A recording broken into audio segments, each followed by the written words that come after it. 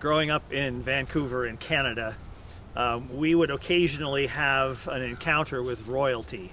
Somebody would come from the royal family to our Commonwealth country and visit Vancouver. And I remember some of those occasions. I remember the World Expo in 1986 when Charles and Diana came, and my uncle was the music director for the World Expo, and so my uncle and aunt got to meet Charles and Diana, and so that's like as close as I've come to royalty. And once in a while the Queen would come, and we would anticipate her visit because we sang God Save the Queen in school every morning growing up.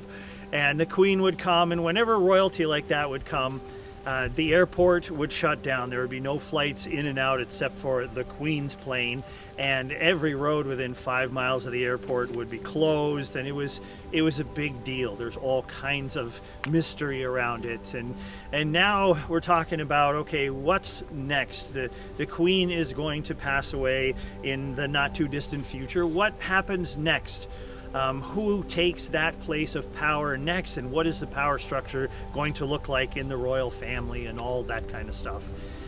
Well, today, Chapel Hill, my encouragement for you is the promise that God is always King. God is always King, and that never changes. In Psalm 24, David wrote these words. He asked a question first. He said, "Who is this King of glory?" And then he answered his own question. He said, "The Lord, strong and mighty, the Lord, mighty in battle." And he made this big declaration about this king. Well, this is amazing for us because that king that David was talking about, that king that was strong and mighty for David and fought battles for David and provided David with all the strength that he needed to overcome, that king is still king, and he's our king, and he will always be king. And no matter what battle we're fighting right now, no matter what we're up against, God is king, and he is mighty in battle.